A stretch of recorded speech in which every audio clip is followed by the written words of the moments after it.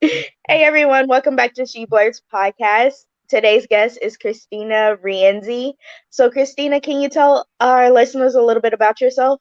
Sure. So glad to be here. I am an author, a thriller author, also working on some self help books. I'm also a certified professional coach and a new mom, which is taking up a lot of my time and energy. And I'm pretty much out in the world to just inspire, empower, also entertain with my books. But I really look forward to adding value wherever I can. That's kind of my goal in everything I do. That's amazing. So, you do coaching, right? Yes, I am. I got my certification a couple of years ago. Prior to that, I have my master's in psychology, and I've had a history in just employee relations and also just the helping professions. So that's kind of where my heart is. It's just helping people go from where they are to where they want to be, and whatever that takes to get them there. That's amazing. So, when did you first realize you wanted to be an author, write books, So novels? I've always been writing in some form, and fiction has always been a love of mine. I'm a huge reader. I also was writing short stories most of my life. A lot, obviously, when I was younger, and then that's how you kind of start out writing stories. And I've always had a passion for darker tales. And so I guess it was about 11 years ago. I was dabbling in short stories again, and I really felt the urge to write a novel, which is a huge jump for me anyway. Some people, some authors will tell you a novel is easy, short story is hard. For me, short story is fun and easy, and novel was hard. So that was about 11 years ago, and I took the road really was a long road. It seemed short because I got published really quickly, but I took a lot of classes. I joined a bunch of writers groups, and I tried to take my short fiction into long fiction and eventually write my debut novel, Choosing Evil, which was picked up in 2012, I believe. I started it in 2010 and 2012, and then it was published in 2014. And so that started it all really for me. That's amazing. So, where do you get your ideas from when you think of your stories? I really write about what scares me. I write about things that I'm trying to overcome, whether it's a fear of, just dark side of life, the fear of the unknown, the fear of like what could be. And I try to come up with some fictional explanation for it and have my characters grow and learn and change through that process, which is, I think, what all authors do. And through that, I feel like I'm overcoming some of those fears as well. And so, I really love true crime. I also love, just any show on conspiracy theories and things that are about the unknown, like what if, paranormal, those kinds of things. So anything that really there is no definite answer to, I like to explore. And especially when it comes to the psychology behind the characters, I've always been interested in the abnormal psychology part of the human minds and how, we operate and what makes us do the things we do. And so a lot of the times when I'm writing a thriller, I'm going into the dark side of those characters to try to show, why people make the decisions they make, good or bad, and also put a human element to it. And of course, come out the other side, stronger, a little bit more, just feeling a little bit more triumphant over some things that maybe in real life you can't be because you can't control. But in fiction, when you're the author, you can control the world. So that's what makes it kind of cool and fun. Oh, wow. That is amazing. I never really thought of that, like thinking of stories that you're afraid of, like things you're afraid of. That's neat. I never even thought of that. So, what does your family think of your writing? Yeah, that's a great question. I think, listen, everybody to each their own with what they read. I always tell people, like, if you're not into what I write, don't, need to read it. Like, I don't want to force anyone to read anything dark or, I think the majority of people that love me, that have read my stories, see, know who I am and how I operate and can appreciate it. And also kind of go, where did this come from? You're so not like this in real life. Like, where did this dark person come from? And it really is, because when you're an author, you have to dig deep into those parts of you that you don't always show. And also parts of, characters that you're creating, that you are imagining things, it does come from within your mind and what you've experienced or what you are curious about. So yeah, I'm always kind of embarrassed to share with people who do know me, because it's like I'm so different in real life that, but it is a way to work out things. So like the things that are difficult and are maybe traumatic and or scary, I get to work those out through fiction. And my goal is, of course, thriller authors say like they want the hair to be raised on the back of your neck, like you want to be on the edge of your seat. And that is an exciting part of reading a thriller. But I also hope that my readers feel like they walk away with a sense of courage and confidence and triumph, because they've rode the wave with my characters and they've felt what they felt. And so you feel kind of stronger and more able to handle things in life at the end. That's kind of what I like. I like to put them through the ringer and then come out on the other side a little stronger. That's kind of how I feel in life. Like I would like to be there for people when they're going through something and help them get through that. And that's kind of what I do in my books too. Like I think it's a theme that crosses over whether I'm writing fiction or nonfiction, or whether I'm doing my author stuff or my coaching stuff. I think my goal is really to help people who are stuck or afraid or holding themselves back, and pushing them to get where they want to be, because that's what life's about, right? Like just living as best of a life as you can and being as happy as much of the time as you can. I know we can't all the time, it's not realistic, but we try to feel good as much as we can so we can enjoy life. Yes, that's amazing. So can you give our listeners a brief summary of your newest adult paranormal, Unleash the Wicked? So yeah, Unleash the Wicked isn't out yet, but it is in the works. I'm actually working on my nonfiction, trying to get that out first, because I feel like that's a little bit right now what I need to give to the world. But Unleash the Wicked is a story about a former New York City socialite who is forced to move back home to her hometown, which is like a mysterious paranormal hometown. And there she's got to face her traumas that made her leave in the first place. And also in the course of doing that, she does unleash a curse on the town and herself. And so she kind of has to go back and deal with everything she hasn't dealt with to get out of that. But it's sort of like a coming home, I don't know about you or where the listeners are from, but I always felt a connection to where I came from. And I really, even though I ventured away, I always kind of come back to where I grew up. And there's a lot of memories here for me and people and things. And I feel like many people that I grew up with have done the same.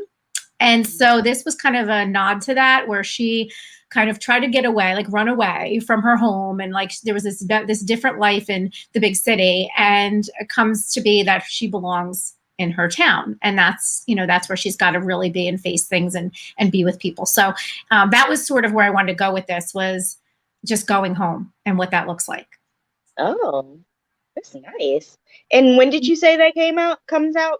So that I'm hoping for. I don't have a release date yet. I'm hoping for, at this point, probably later this year or early next year, only because I kind of interjected, as writers many times do, a new project, which I felt like, given everything that's gone on in the past year, I really wanted to contribute and do something positive and uplifting. So I'm working on a nonfiction called Be Happy Now. And it's based on my studies in happiness and well-being, as well as positive psychology. And it's going to be something that if you're not on my newsletter, get signed up, because I send out an inspirational email every other week, and anybody who's on my email list will get the book for free first, and then it'll be released. But that's kind of where I want to wrap up first. So I'm thinking as soon as I can get that wrapped up and out by fall, I will finalize Unleash the Wicked.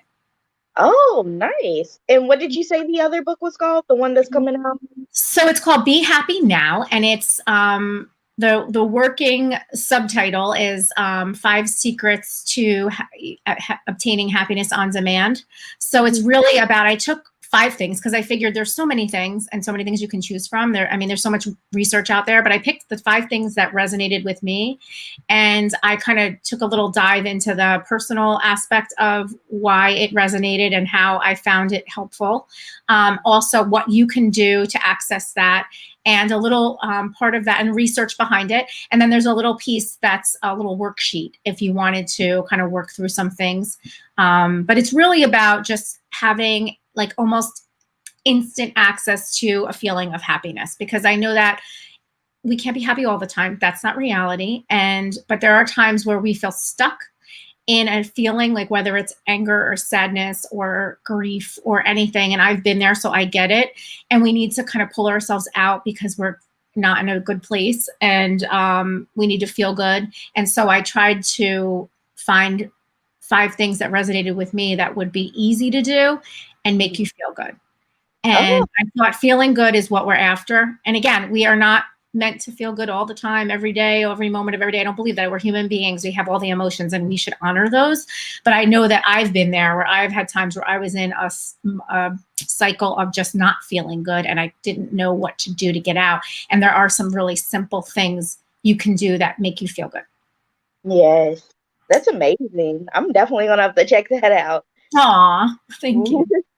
So, out of all of your books and out of all the novels you've written, what's the hardest scene you had to write and why?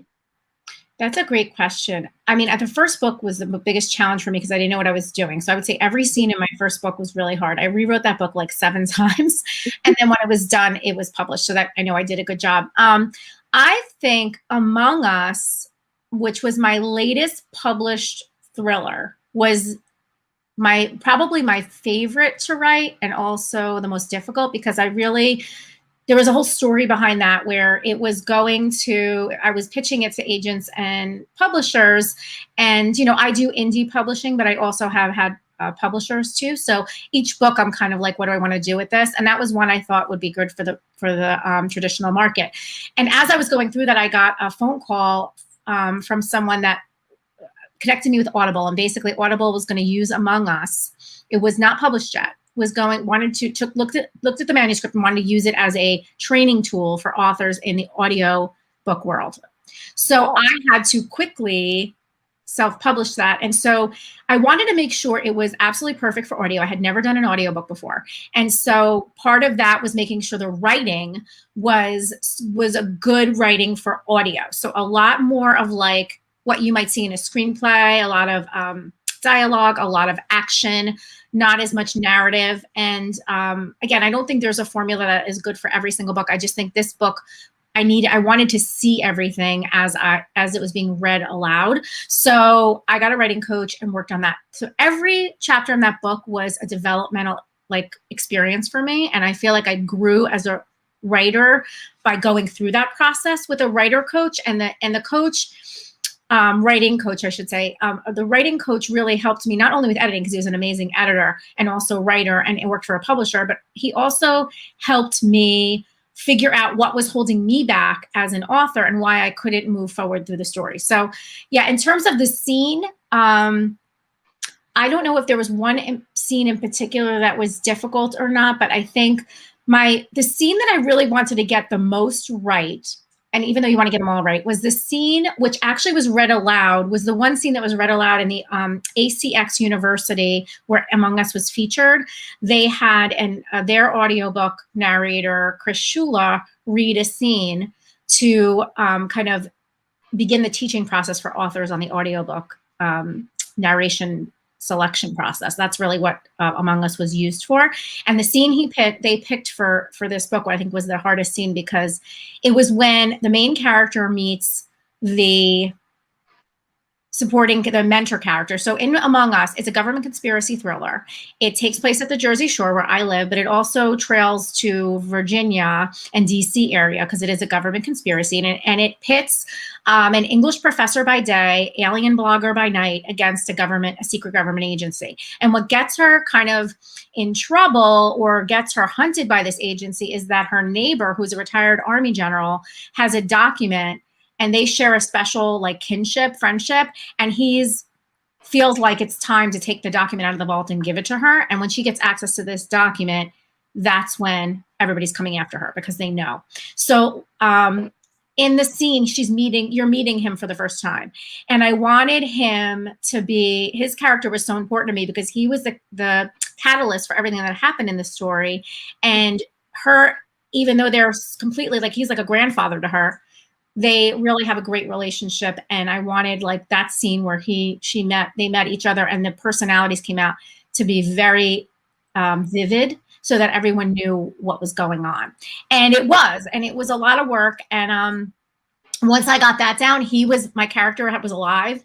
And he happened to be the character who really was, when I ended up getting a narrator for the book, eventually, he was the character that I wanted to be, I felt it was so important to capture perfectly. Of course, the main character and all the other characters, but he was just such a special character to me that I wanted him to be kind of highlighted, and that it worked out perfect. But yeah, I think every scene every author writes is hard, but I feel like when it comes to audio for me, audio has pushed me to a different level of like wanting my books to be written the best they can, because when you hear it, you can hear the skill, you can hear, like, a reader knows, you might not know how when you're listening, like now looking back, it's like I'm listening to these books going, like, I didn't know what I was really hearing, but like when you know a good book when you hear it, right? And as an author, I know how to get to that point, but it's a lot of work to get there.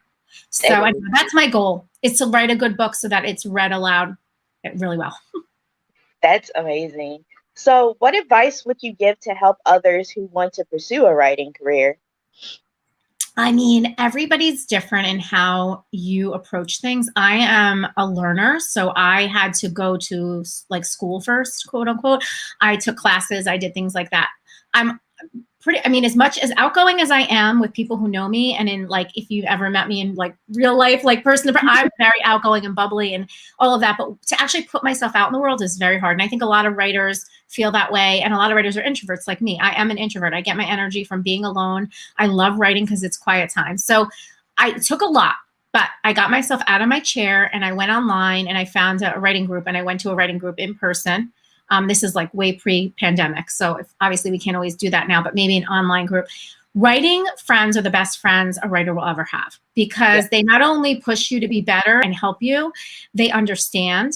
And then you find your group, you find your people, and they're, who support you, who understand you. Now, they may be people, a lot of my friends don't write what I write, but we support each other, because writing is writing, no matter what genre.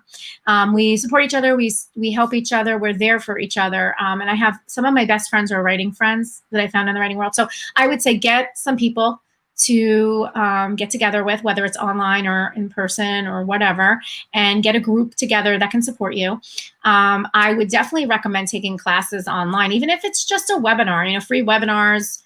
If you know what genre you want to write in, join an organization. If you're not sure, just start playing around, start writing things and sharing them with people who, the best advice I can say is start writing something and share it with somebody who's a writer, like a writer friend, because they'll know what areas to focus on. Now, when you're first starting out, it's like everything.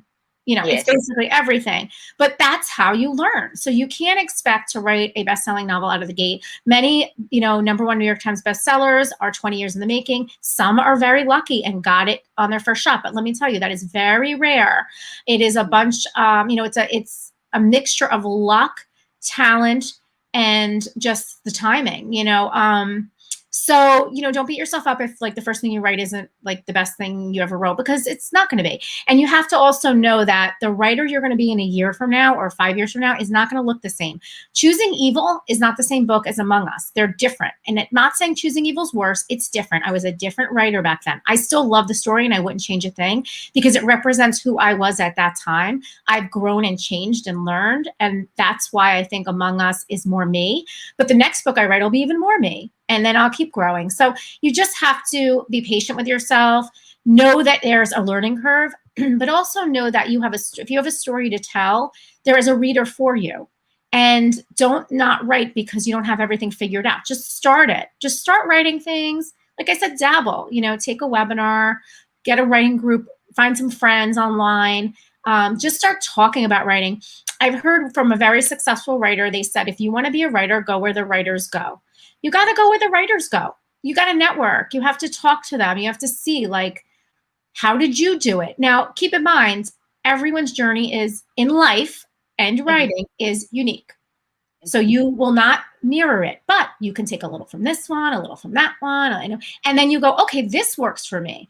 There's no magic formula or no perfect way to do anything. You just take a little from everybody that resonates with you, and then just start doing stuff. Just start seeing how it goes, like some people do social media 24/7. Some people do no social media. Some people have an agent. Some people have indie. So it doesn't matter.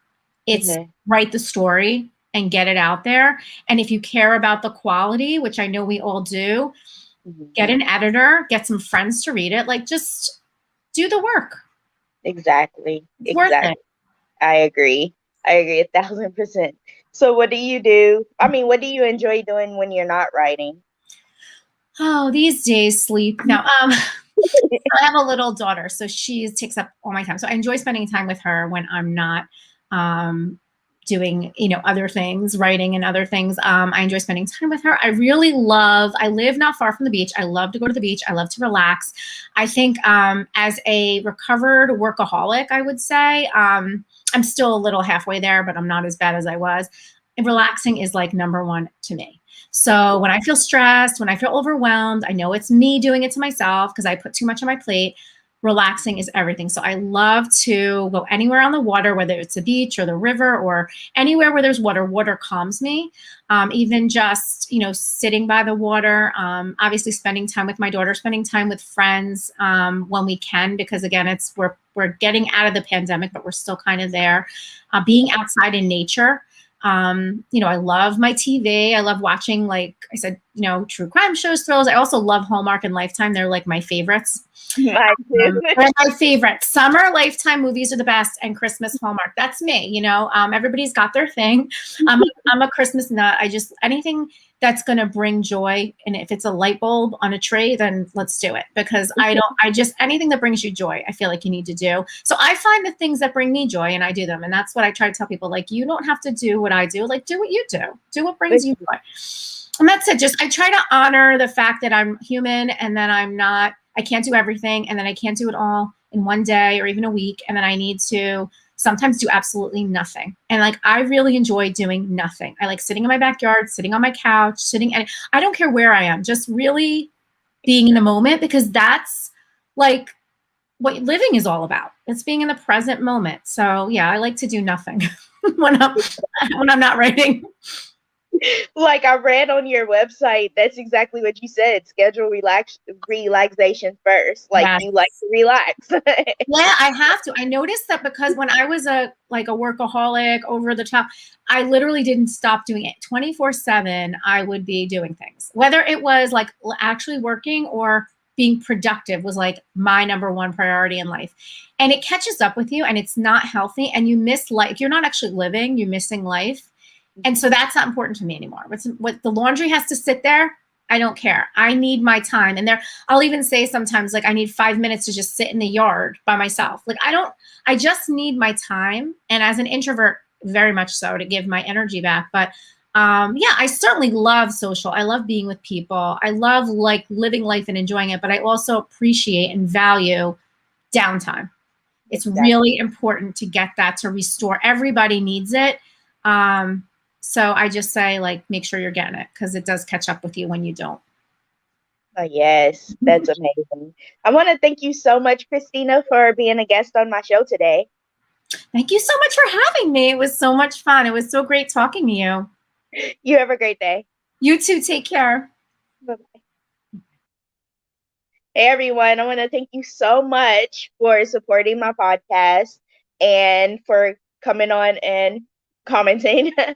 To view Kristina's, all of her work, all of her books and her novels, and see what she does with coaching, you can go to the link below. It's tinkering below. You can go to the website and find out more about her books, and what she's doing next, her projects she's working on next. Thank you all so much for your support. Y'all have a great day.